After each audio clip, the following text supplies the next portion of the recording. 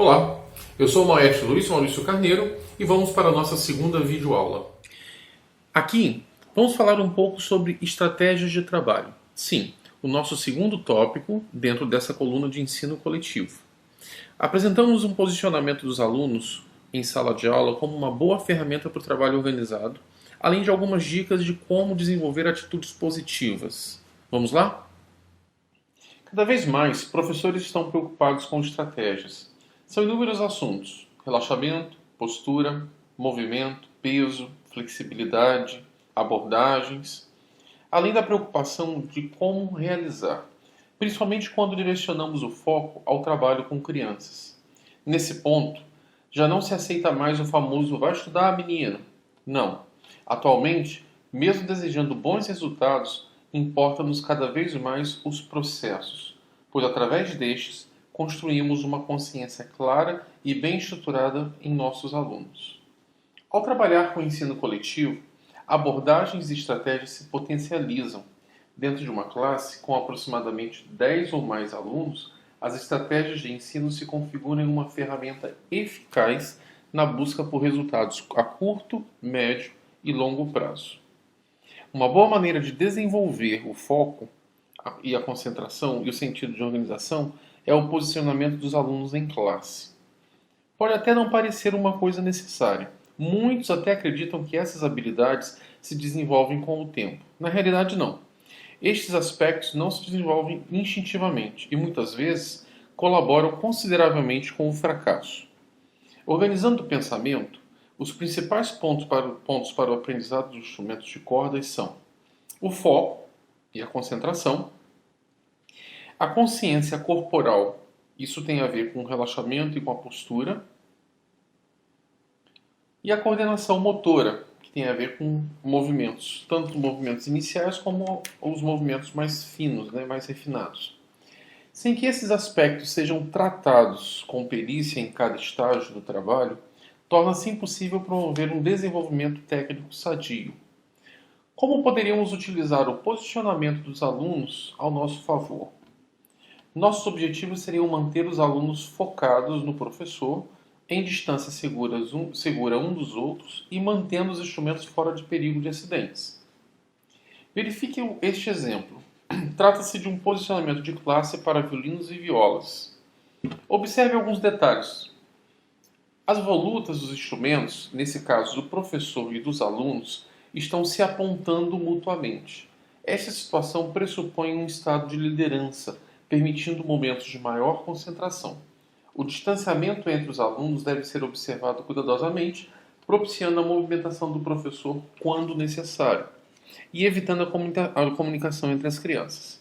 Essa outra imagem exemplifica a organização de uma classe de violoncelos e contrabaixos. A ideia é semelhante à anterior, diferenciando apenas a posição do professor diante dos alunos. E onde deveríamos organizar os estojos e capas dos instrumentos? Simples. Nomeie um ponto da sala onde eles deverão ser guardados organizadamente, muitas vezes em um canto. Permita que os alunos participem ativamente dessa responsabilidade. Outra questão muito importante, sobretudo nos estágios iniciais do trabalho, e que apresentam muitas dúvidas, é sobre dar aulas com alunos tocando de pé ou sentados. Pelo fato dos alunos estarem em processo de desenvolvimento postural, conhecendo as reações do corpo e educando os movimentos, o mais indicado é a realização das aulas com a postura de pé. Nessa postura, os alunos permanecem em estado de atenção contínua, a formação postural acontece corretamente, induzindo a performance, além de fortalecer a musculatura. Logicamente, essas indicações estão relacionadas às classes de violino, viola e contrabaixo. Pela falta de costume do princípio, sugerimos que cadeiras estejam disponíveis em outro local da sala, podendo serem utilizadas em alguns momentos no decorrer da aula. Havendo possibilidade, ou os alunos também podem sentar-se no piso. Surge uma pergunta: como desenvolver todos esses pontos? A resposta é simples. Costumo trabalhar com protocolos. Sim, protocolos. Através deles, que também devem ser ensinados pelo ambiente, gradativamente a rotina da classe deve ser estabelecida. Se os protocolos acontecem rotineiramente, uma mensagem está sendo administrada, ou seja, esta é a forma correta de agir e os professores não podem negociar esse ponto. Os protocolos criam um caminho lógico, organizado de trabalho. Após um período, este sentido de organização transforma-se na única opção ao progresso. E quando seus alunos sentem que podem realizar, nesse momento eles começarão a entender um princípio básico do sucesso, a organização. Como você pode estabelecer protocolos? Talvez você esteja se perguntando quanto a isso. Logicamente que cada professor, após tentativas, acaba criando sua própria maneira de agir. Muitas vezes este processo acontece observando de outros colegas atuando, ou até observando e adaptando as soluções à sua própria realidade. Estes são caminhos sadios na construção pedagógica. Vamos então compartilhar algumas estratégias para os protocolos. Imagine os alunos chegando para a classe de aula. Normalmente correndo, apressados para não se atrasarem, falando muito, risadas e conversas. É preciso um dispositivo que os faça parar e concentrar nas atividades. O primeiro protocolo será o professor já posicionado à espera com seu material organizado. Este é um sinal que o ambiente está reservado para uma classe. Se preferir e houver uma predisposição institucional, delegue tarefas aos alunos que organizem a sala de aula, ajustando cadeiras e liberando espaços. Se necessário, preparando os alunos para a afinação inicial. Optando por desenvolver essa atividade com o auxílio dos alunos, lembre-se de dar oportunidades a todos e gerar um ambiente de cooperação sempre. Após esses preparativos, o professor realiza um momento de afinação. Vale ressaltar a importância do silêncio no ambiente. Talvez você precise nomear uma figura, a do guardião do silêncio, aquele aluno responsável por lembrar os colegas do detalhe. Em seguida, cada aluno já deve buscar seu posicionamento e aguardar o início da aula. Muitos professores realizam a tarefa de afinação com seus alunos já posicionados e outros realizam em fila. Nesse caso, isso não importa. O importante é o sentido de organização. O posicionamento dos alunos deve ser marcado no piso através de fitas adesivas, tapetes com a marcação dos pés ou através de um simples combinado, um acordo.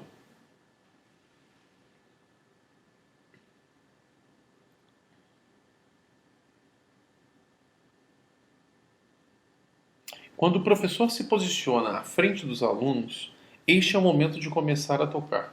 Portanto, ao montar o instrumento, todos os alunos deverão entender esse gesto como com o significado de que algo está começando. O momento de aprendizado se inicia. Os três processos anteriores funcionam como uma preparação. Essas atividades podem ser desenvolvidas através de determinação, utilizando ordens, sem esclarecer as necessidades e vantagens em tais procedimentos. Essa escolha pode não resultar em uma atitude muito didática. Por indução, trabalhar com a classe através de abordagens verbais, associadas ou não a estratégias ou desafios, ou jogos até, utilizando criatividade na busca por atitudes positivas. Por compreensão, apresente a importância de um comportamento adequado às atividades propostas, promova por curiosidade. Ou monitoramento. Compartilhe essa tarefa com os integrantes da classe. Permita que estes assumam a responsabilidade de um ambiente produtivo. Não concentre as funções somente naqueles que exercem a tarefa com mais facilidade. Disponibilize e incentive que todos assumam um papel protagonista. Alguns projetos têm a possibilidade de terem 2 professores numa mesma classe. Isso realmente é uma situação privilegiada. Ter um professor ou monitor ajudando pode ser uma vantagem, porém, se ambos conseguirem trabalhar como uma equipe. Ao professor titular, é necessário a capacidade de clareza em seu discurso, mostrando suas intenções e permitindo ao ajudante atuar com tranquilidade. Ao ajudante, por sua vez, é importante a consciência de que sua função é de apoio às atividades, atuando de forma a garantir a realização das tarefas em grau de qualidade e entendimento excelentes. Aos dois, a consciência de que o trabalho se realiza a 4 mãos. Como a realidade não é esta e normalmente enfrentamos sozinhos as classes, o que precisamos garantir é um número razoável de alunos. permitindo que todos se sintam atendidos dentro do tempo estipulado. Para manter o foco dos alunos, muitas vezes podemos trabalhar com algumas estratégias, aproveitando o tempo e direcionando o momento da aula no sentido único.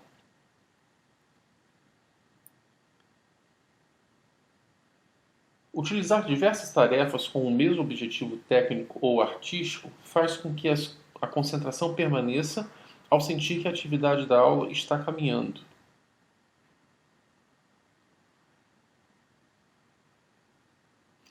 Repetir as mesmas tarefas numa mesma sessão de aula possibilita o aprimoramento da habilidade em desenvolvimento. A repetição faz o mestre. Dividir a aula entre momentos de atividades com todo o grupo, atividades para pequeno grupo e atividades individuais é uma boa estratégia para permitir o descanso. Lembre-se apenas que enquanto alguns alunos descansam, também devem ter tarefas a realizarem. Caso contrário, o caos se instala no ambiente.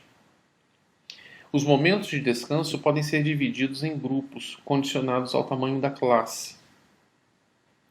Sempre inicie a sua classe coletiva com uma atividade geral, com todos os alunos tocando juntos. Isto por razões motivacionais. Dê preferência às peças e atividades que já conhecem, como uma forma de motivar e criar segurança. Encerramos nesse momento mais uma etapa do nosso trabalho e nos vemos no próximo vídeo, onde falaremos sobre motivação. Até breve!